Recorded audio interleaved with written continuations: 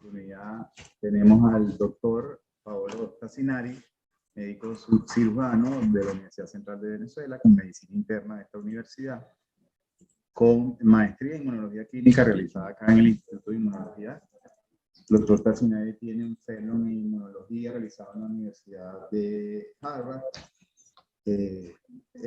Fue expresidente de la Sociedad Venezolana de Asma, Alergia e Inmunología y actualmente se desempeña como director global, médico global de Laboratorios Novartis Pharma en Suiza.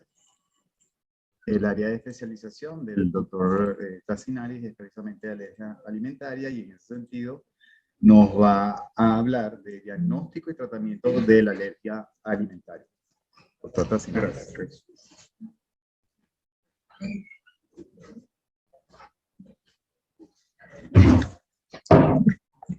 Lo he abierto. Gracias, buenos días. Ante todo, gracias por la invitación a participar en el Congreso. La verdad es que yo me fui de Venezuela, pero sigo estando en el IDI y dando como las moscas, ¿verdad? Dándole vuelta a Mercedes y a Leopoldo aquí a cada rato, viniendo para el IDI. No me extrañaría nada. Listo, entonces voy con en mi área de especialización ahora en Novartis es alergia alimentaria y yo soy director médico para dos biológicos que se están utilizando en alergia alimentaria. Uno es Soler, ya la doctora Aguilar te habló algo de eso y vamos a hablar un poquito del tema, y otro es Ligelizumab, que le voy a explicar, no en detalle, pero simplemente para que ustedes vean. Esto es dándole al Enter, sí, ¿verdad? Dale, ok, listo, ok, perfecto. Entonces,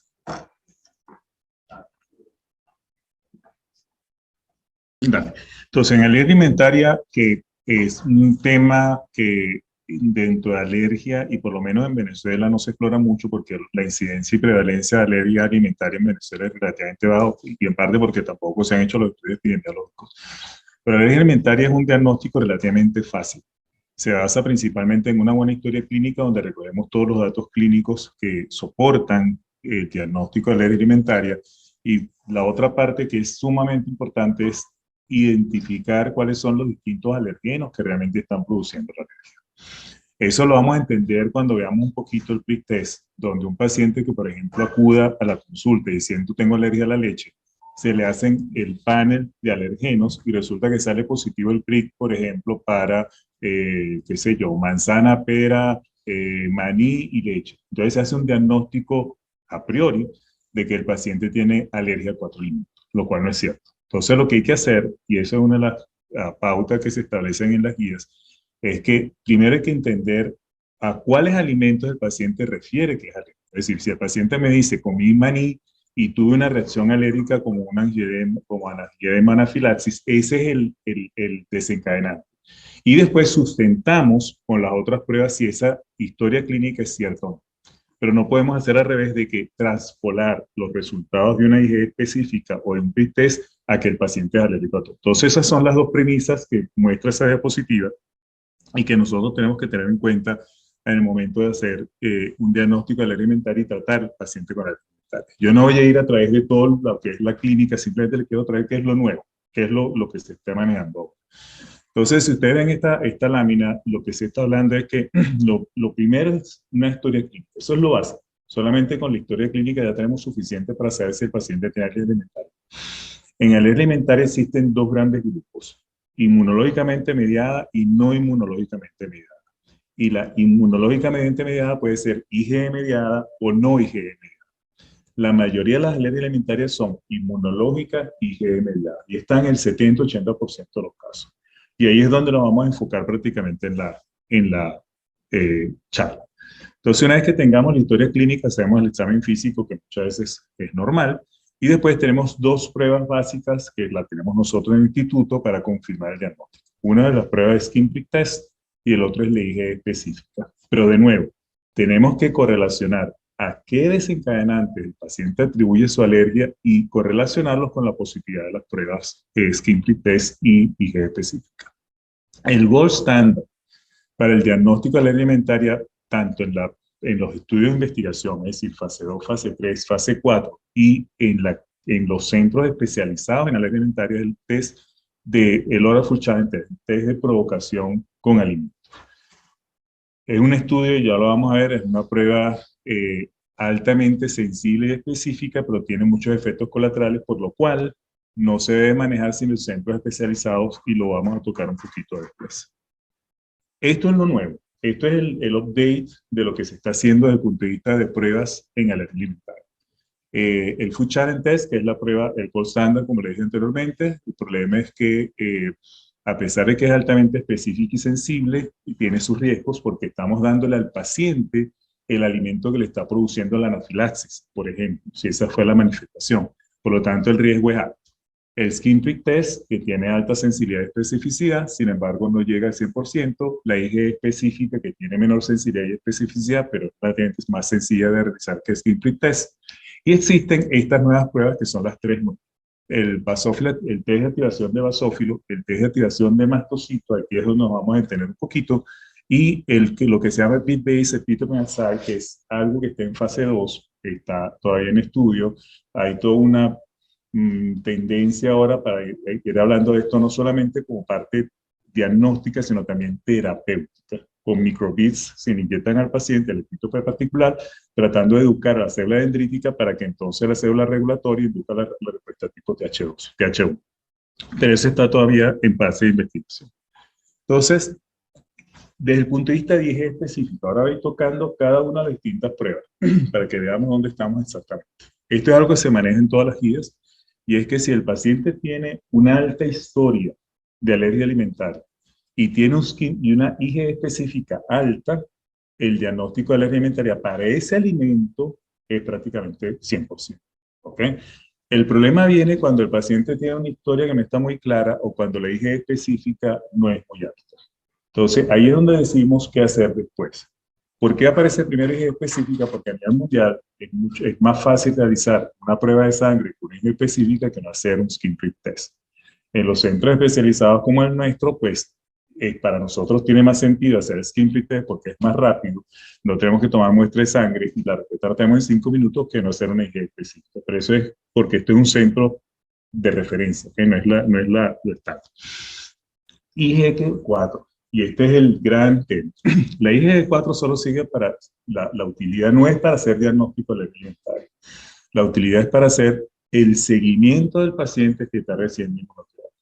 Entonces, y eso es lo que trata de explicar esta lámina. Simplemente, un paciente que está recibiendo inmunoterapia oral, y después vamos a tocar un poquito la parte de inmunoterapia, a pesar de que el doctor Aguilar me ayudó mucho en esto. Si yo quiero hacer el seguimiento del paciente para ver si está bien, teniendo una buena respuesta a la inmunoterapia oral, utilizo IgG4. Es la única utilidad del IgG4, más nada, no sirve para más nada. Y lo otro que se utiliza es el radio IgG4-IgG. En una de las positividades que yo le voy a presentar después, vemos que una de las consecuencias de la inmunoterapia oral es que el valor de IgG4 sube y el de IgE específica baja.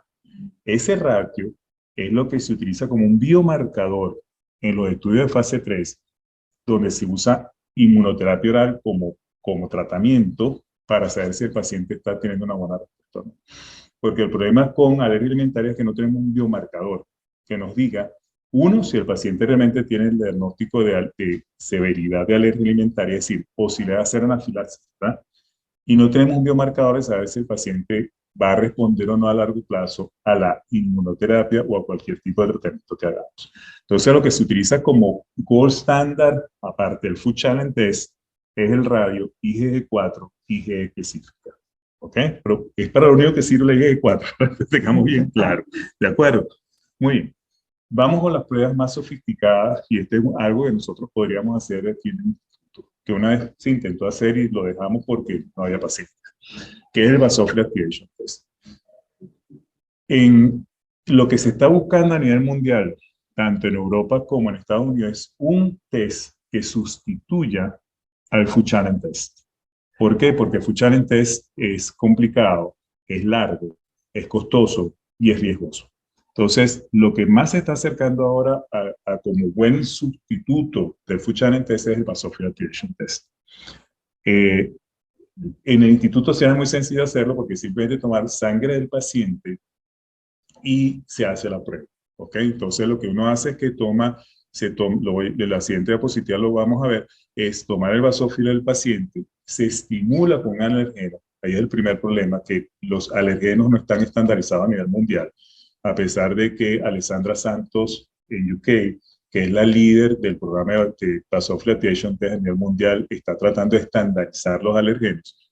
Y hay dos compañías ahora que están trabajando también en esto. Uno es Haladapt y otra es Reacta. Están creando un antígeno que sea común para todas estas pruebas de forma de poder homogenizar el Vasofiltration Test. Entonces se estimula el basófilo del paciente y se tratan de determinar dos marcadores. O se puede buscar CD63 o se puede buscar el CD203 y 300, depende de lo que uno quiera hacer. Dependiendo de los distintos estudios, se utiliza uno u otro o se estudian los dos. ¿Ok? Entonces,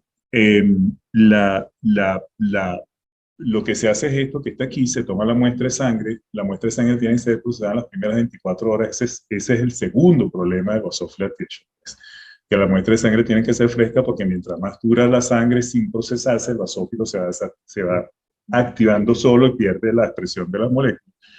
Y entonces ahí es donde está, en Europa, donde se está creando una red donde se puedan mandar las muestras a ciertos laboratorios especializados que puedan hacer la prueba. Entonces, es una prueba muy sencilla de hacer, no es costosa. Los únicos dos temas son esos. Uno, tener el antígeno estandarizado, que no lo hay. Y segundo, la rapidez con que se haga la prueba. ¿Ok? Tiene una sencillez de especificidad casi tan alta como el Food Challenge Test, pero no tiene todos los riesgos colaterales que después vamos a ver del Food Challenge Test. La otra prueba es, bueno, y este es el algoritmo que se utiliza ahora. Si yo tengo un paciente, y eso es lo mismo, es válido no solamente para Food Challenge Test, sino para la Vasofiltration Test.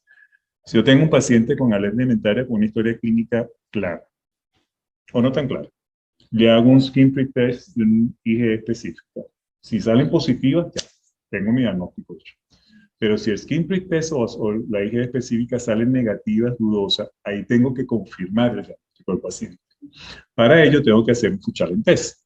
Pero si yo tengo Vasofiltration Test, hago primero el PAT que el Food Challenge Test.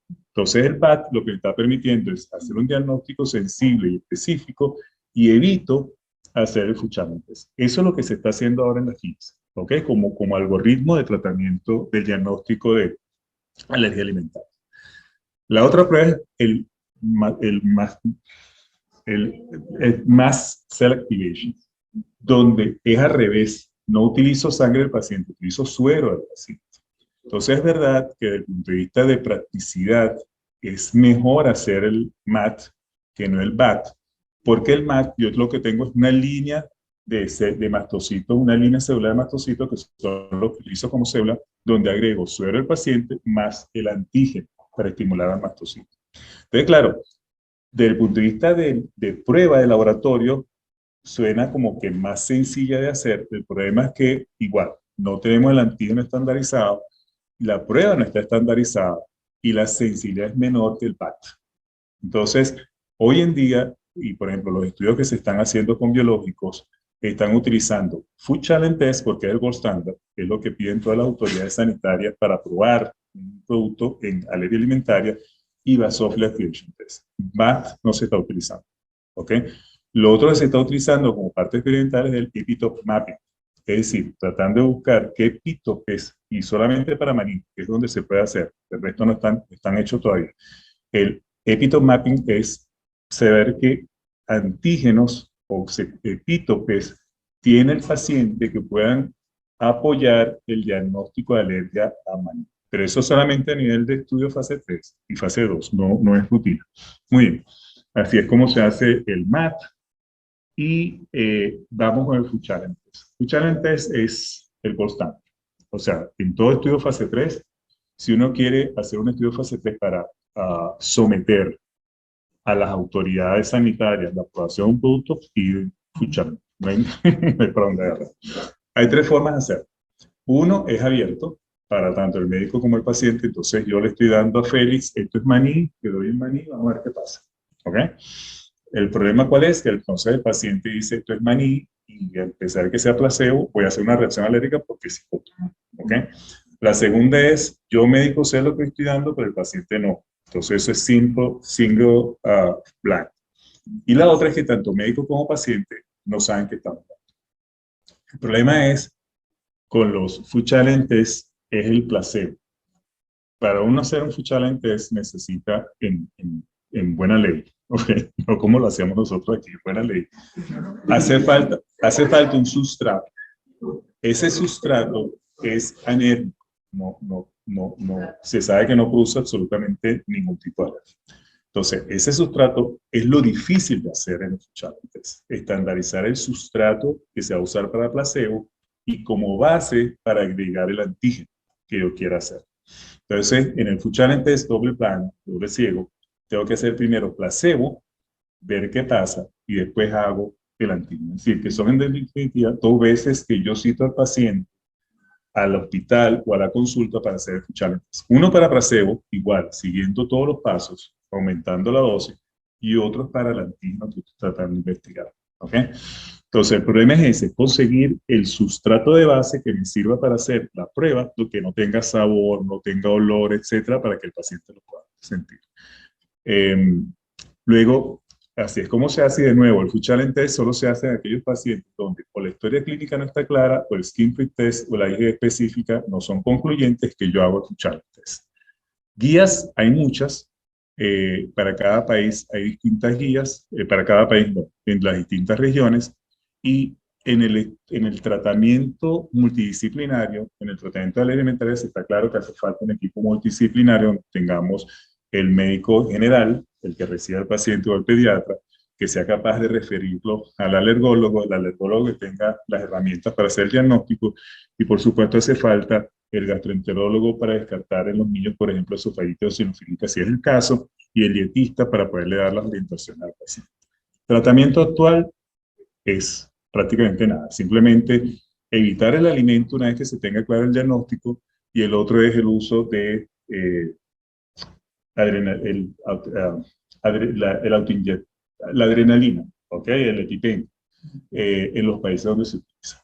Entonces, eso es lo único que hay hasta ahora, y ahí es donde se está tratando de ver qué otra cosa se le puede ofrecer al paciente más allá de simplemente evitar el alimento, porque no es suficiente.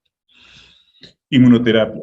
Y aquí, recuerden que estamos en la alergia alimentaria, ¿ok? La alergia alimentaria, la inmunoterapia que es realmente efectiva es la inmunoterapia oral, la sublingual en los países donde se realiza, que son pocos, principalmente en España, en Estados Unidos muy poco se hace, y la que se está ahora en fase 2 y fase 3 es la epicutánea. El nombre comercial es Viaskin, y está en avance, pero todavía está en fase 3. La única que está aprobada es la inmunoterapia oral para maní y se llama Alforcia. ¿Ok? Es la única que está aprobada. El resto de la inmunoterapia no está aprobada para tratamiento de alergia alimentaria.